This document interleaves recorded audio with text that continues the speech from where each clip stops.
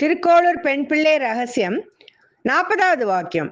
அடி வாங்கினேனோ கொங்கு பிராட்டியை போலே. இந்த 40வது வாக்கியத்துல ஒரு சின்ன அதிசயம் நம்ம என்ன பார்க்கலாம் அப்படின்னா, மகான் ராமானுஜரோட திருக்கோளூர் பெண் பிள்ளை பேசிட்டு இருக்கும்போது அவரை பத்தின ஒரு விவரம் தான் இந்த வாக்கியத்துல வரப்போகுது. அது என்ன அப்படிங்கறத நம்ம இப்ப பார்க்கலாம். சுமதி அப்படின்னு சொல்லிட்டு ஒரு பொண்ணு கொங்கு நாட்டுல வாழ்ந்துட்டு இருந்தா. கொங்கு நாட்டுல பஞ்சம் வந்துடுத்து. அதனால அந்த ஊரை விட்டுட்டு அவ ஸ்ரீரங்கத்துக்கு வரா. ஸ்ரீரங்கத்துல அவ இருந்த போது மகான் ராமானுஜரும் அந்த டயத்துல இருந்திருக்காரு. அப்ப தினப்படி அவளோட வீட்டுல இருந்து அவ ஒரு காட்சியை பார்ப்போம். ராமானுஜர் அவர்கள் வீதியில நடந்துன்னு வந்துட்டு இருக்கும்போது நிறைய பேர் அவரோட காலடியில விழுந்து மரியாதை செலுத்துறது, அதுக்கப்புறம் இவர் அவளுக்கு அருளாசி வழங்குறது, அதெல்லாம் பார்க்குறா. பார்த்துட்டு அவளுக்கு யார் இவர், எதுக்கு இவ எல்லாரும் காலில் விழுறா அப்படின்னு அந்த ஒரு கேள்விக்குறியோட அவ மகான்கிட்ட போய் கேட்குறா. தினப்படி நான் பார்க்குறேன் சுவாமி, எல்லாரும் உங்க காலை தொட்டு வணங்குறாளே, அதுக்கு என்ன காரணம் என்ன அப்படின்னு சொல்லிட்டு கேட்குறார். அவர் சொல்றார், நான் எல்லாருக்கும் பகவத் விஷயம் சொல்றேன், அதனாலதான் எனக்கு எல்லாரும் மரியாதை கொடுக்குறா அப்படின்னு சொல்லும்போது, எனக்கு கூட அந்த விஷயம் என்ன அப்படின்னு சொல்றேலான்னு கேட்கும்போது, அதுக்கு என்ன தாராளமா சொல்றேன், உனக்கு நான் பஞ்ச சம்ஸ்காரம் பண்ணி மந்திரோபதேசம் பண்றேன் அப்படின்னு சொல்றார்.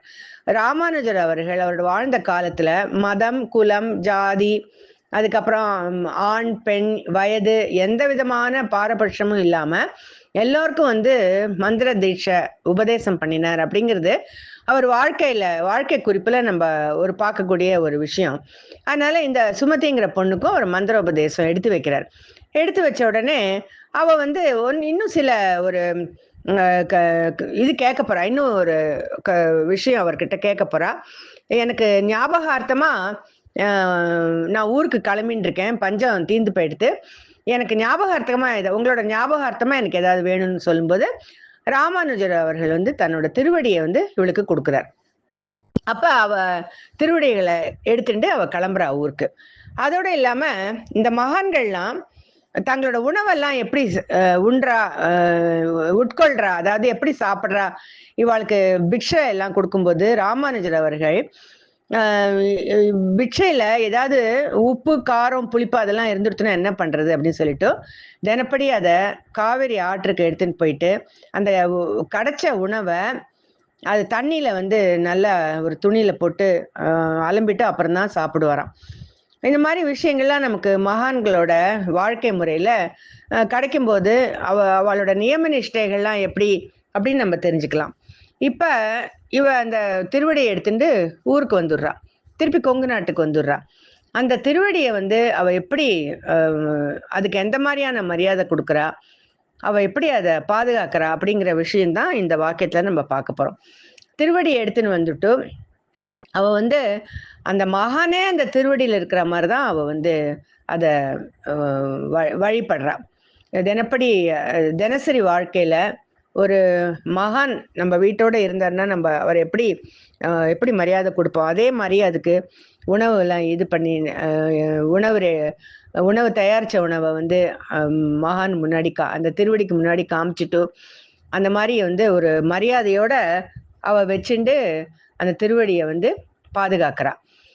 அது ராமானுஜர் அவர்களுக்கு முன்னாடியே ராமானுஜர் அவர்கள் ஒரு நாளைக்கு வேற ஏதோ ஊருக்கு போகும்போது இந்த சுமதியோட வீட்டுக்கு வர மாதிரி கூட ஒரு சின்ன தகவல் கிடைக்கிறது. அப்ப ராமானுஜர் இருக்கும்போதே அவரோட திருவடிகளுக்கு அவ கொடுக்குற மரியாதையை அவர் பார்க்கிறார். இப்ப இந்த வாக்கியத்துல திருக்கோளூர் பெண் பிள்ளை ராமானுஜரை பத்தின விவரத்தையே சொல்றா. அதுக்கப்புறம் இந்த சுமதிங்கிற பொண்ணுமே அவளோட கையில அவளுக்கு கிடைச்ச அந்த திருவடிகளை, ராமானுஜர் மகானோட திருவடிகளை ராமானுஜர் இருக்கும்போதே அந்த திருவடிகளோட பெருமைய அவர் பாக்குற மாதிரி இந்த கதை அமையிறது. இப்ப திருக்கோளூர் பெண் பிள்ளை என்ன சொல்றா, அடி வாங்கினேனோ கொங்கு பிராட்டியை போலே, நான் ஏதாவது திருவடி எனக்கு யாராவது கொடுத்தாளா, ராமானுஜர் மாதிரி ஒரு மகான் எனக்கு ஏதாவது கொடுத்தாரா, இல்லையே அப்படின்னு சொல்லிட்டு, அதனால நான் இந்த ஊர்ல இருந்து அடுத்த ஊருக்கு போறேன் அப்படின்னு சொல்றதா இந்த கதை முடியுது.